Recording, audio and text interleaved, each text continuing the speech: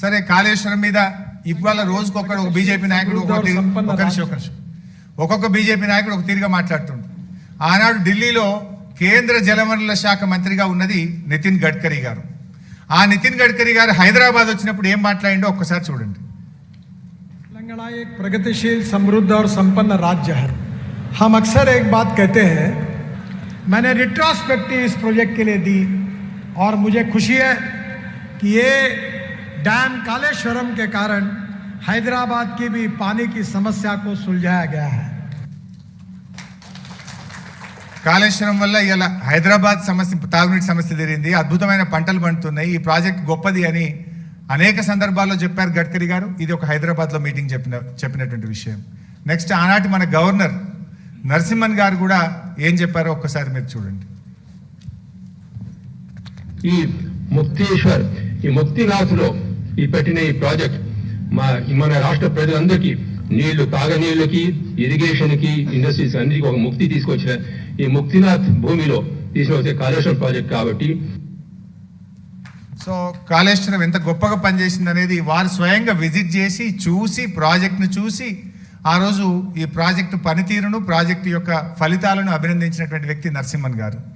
Then CWC, ఎవరైతే మొత్తం ఈ దేశంలో సాగునీటి రంగానికి అథారిటీ ఉందో, సెంట్రల్ వాటర్ కమిషన్, దాని చైర్మన్, దాని head of the organization Masood Hussain గారు ఏమన్నారో ఒక్కసారి మీరు చూడండి. ఆయన వచ్చి విజిట్ చేసి ప్రాజెక్టులో మాట్లాడాడు.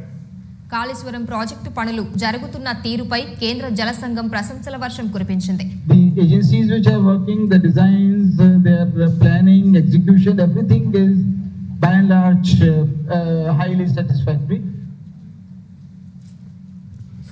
సో ప్రాజెక్టు ఎగ్జిక్యూషను, డిజైను అన్నీ కూడా చాలా బాగుంది, హైలీ సాటిస్ఫాక్టరీ ఉందని ఇంకా చాలా చెప్పాడు ఆయన. మరి టైం తక్కువ ఉంటుందని నేను షార్ట్గా పెట్టినారు. డీటెయిల్డ్గా అసలు అద్భుతమైన పని జరుగుతుందని చెప్పి సిడబ్ల్యూసి చైర్మన్ మసూద్ హుస్సేన్ గారు కూడా అభినందించినటువంటి విషయం. నెక్స్ట్ చంద్రబాబు నాయుడు. కాళేశ్వరం మీరు అభివృద్ధి చేశారు, చాలా మంచి పని చేశారు. ఆయన కూడా కాళేశ్వరంను చాలా మంచి పని చేసిండ్రు, కాళేశ్వరం ద్వారా నీళ్ళు వచ్చాయని చెప్పిండు.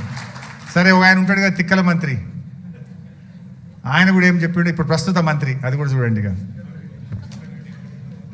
నిజంగా దేశ చరిత్రలోనే మొట్టమొదటి కావచ్చు బహుశా. దీనికి ముఖ్యమంత్రి గారిని కూడా, వారికి కూడా అభినందనలు తెలియజేసుకుంటున్నాను. ఎందుకంటే అభ్యంతరం ఉన్న, ప్రాబ్లమ్స్లో ఉన్న ప్రాజెక్టులు ఆపేసి రీడిజైన్ చేసే పొరపాటు తప్పేం లేదు.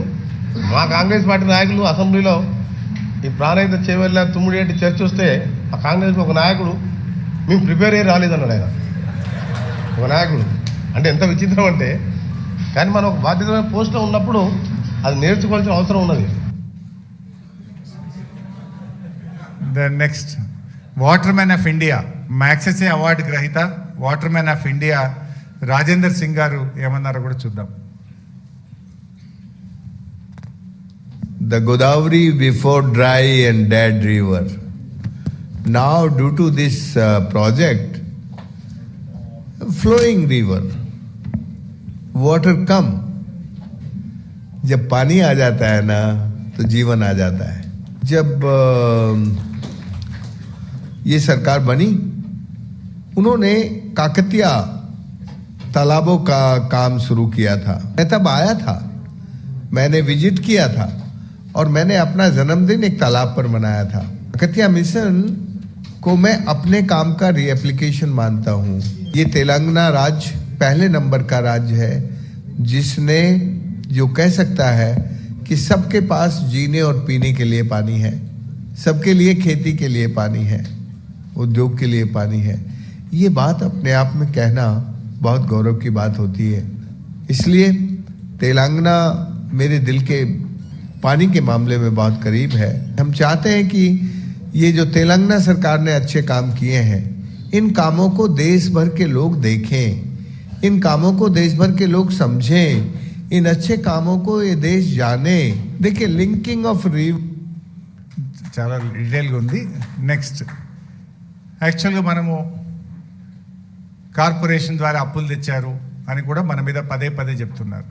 యాక్చువల్గా బీఆర్ఎస్ ప్రభుత్వము అప్పు తెచ్చింది ఒక ప్రైవేట్ ఆర్గనైజేషన్ దగ్గరనో కూర్చోబెట్టడాను, ప్రైవేట్ ఆర్గనైజేషన్ దగ్గరనో ఇంకెక్కడనో కాదు.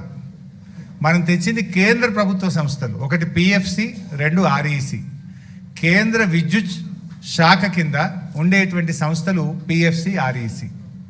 అవి కేంద్ర ప్రభుత్వ సంస్థలు ఆడిట్ లేకుండా, డిపిఆర్ లేకుండా, అనుమతులు లేకుండా అప్పిస్తాయా? మనం తెచ్చింది ఎక్కడో, ఇప్పుడు ఈ కాంగ్రెస్ ప్రభుత్వం తెచ్చింది, భూములు కుదబెట్టి స్టాక్ ఎక్స్చేంజ్ దగ్గర పోయి బ్రోకర్కు 170 కోట్ల రూపాయల బ్రోకరేజ్ ఫీజ్ లంచం ఇచ్చి 10,000 కోట్ల అప్పు వీళ్ళు తెచ్చిండ్రు. కానీ మనము బాజాబ్తా రాష్ట్ర ప్రభుత్వం కేంద్ర ప్రభుత్వం దగ్గర అప్పు తెచ్చి కాళేశ్వరం ప్రాజెక్టు మనం నిర్మించడం జరిగింది. ఆ కేంద్ర ప్రభుత్వ సంస్థ ఆర్ఈసి ఏ కేటగిరీ సర్టిఫికేట్ ఇచ్చింది మనకు? Best execution project. అంటే వాళ్ళు దేశంలో అనేక మందికి అప్పులు ఇస్తారు, కానీ మాకు తెలంగాణ ప్రభుత్వంకు మేము అప్పిస్తే అది సద్వినియోగమైంది, ఒక్క పైసా కూడా డైవర్ట్ చేయకుండా ఇచ్చిన ప్రతి పైసా ప్రాజెక్టుకే ఖర్చు పెట్టిండ్రు, సత్వరమే పూర్తి చేసిండ్రు, ఫలితాలు అందించిండ్రు అని చెప్పి ఆ కేంద్ర ప్రభుత్వ సంస్థ ఆర్ఈసి మనకిచ్చిన ఏ గ్రేడ్ సర్టిఫికెట్. ప్రాజెక్ట్ పూర్తయినాక ఇచ్చిండ్రు. ప్రాజెక్ట్ ఇనాగ్రేషన్ అయినాక 19th January 2022. వాళ్ళు వట్టిగియ్యరు, వాళ్ళకు విజిలెన్స్ డిపార్ట్మెంట్ ఉంటుంది, వాళ్ళకు ఒక దీని వెరిఫికేషన్ టీం ఉంటుంది. వాళ్ళు వచ్చి వెరిఫై చేసి విజిలెన్స్ డిపార్ట్మెంట్ తిరిగి మొత్తం గ్రౌండ్ అంతా తిరిగి వెరిఫై చేసినాక ఏ సర్టిఫికేట్ ఇచ్చింది వాళ్ళు. నెక్స్ట్, ఇది పంజాబ్ ముఖ్యమంత్రి భగవత్ సింగ్ మాన్, ఆయన కూడా వచ్చి చూసి ఈ ప్రాజెక్ట్ అద్భుతంగా కట్టిండ్రని వారు కూడా ప్రాజెక్ట్ సైట్లోనే మన రాష్ట్రాన్ని అభినందించిపోయినటువంటి విషయం. తర్వాత ఇది ఒక chief engineer, central water commission chief engineer KL Das అని, ఆయన మరీ అద్భుతంగా మాట్లాడిన. ఆయన అయితే అసలు Kaleshwaram project is a engineering Marvel. అసలు నేను ఇంత గొప్ప ప్రాజెక్టును సిడబ్ల్యూసి చీఫ్ ఇంజనీర్గా నేను చూడలేదు. అనుమతులు ఇచ్చిన ప్రాజెక్టును మా పదవి కాలంలోనే పూర్తయి ఫలితాలు అందించిన ఒకే ఒక్క ప్రాజెక్టు కాళేశ్వరం ప్రాజెక్ట్ అన్నారు. జనరల్గా సిడబ్ల్యూసి అనుమతిస్తే వాడు రిటైర్ అయిపోయినాకనో, ముసలోడైనాకనో, చచ్చిపోయినాకనో ప్రాజెక్ట్ పూర్తవుతుంది. నర్మదా ప్రాజెక్టు 30 ఏళ్ళు అయింది, కానీ నేను అనుమతి ఇచ్చి నేను చీఫ్ ఇంజనీర్గా ఉండంగానే ఈ ప్రాజెక్టు పూర్తయింది అని చెప్పి ఆ CWC chief engineer KL Das గారు ఆ సైట్లో విజిట్ చేసి అభినందించినటువంటి విషయం. ఇన్ఫ్యాక్ట్ నేను ఇక్కడ ఇంకో పాయింట్ కూడా చెప్పాలి. ఇంతకుముందు వచ్చిన మసూద్ హుస్సేన్ చైర్మన్ కానీ దాస్ గారు నన్ను కలిసి, భాయ్సాబ్ మేము దేశం అందరికీ పాఠాలు చెప్తాం, మీ దగ్గర వచ్చి మేము పాఠాలు నేర్చుకుంటున్నాము అని వాళ్ళకు పర్మిషన్ తీసుకున్నారు.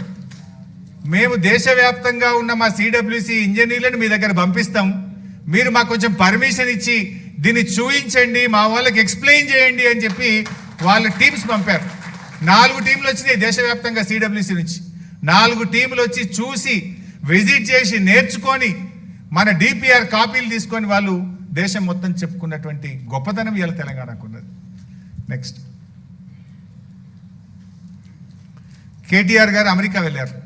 అమెరికాలో ఉన్నటువంటి యూనివర్సిటీ మనకు enduring symbol of engineering progress and partnership అవార్డును American society of civil engineers Kaleshwaram ప్రాజెక్ట్కి ఇచ్చినటువంటి అవార్డు అది.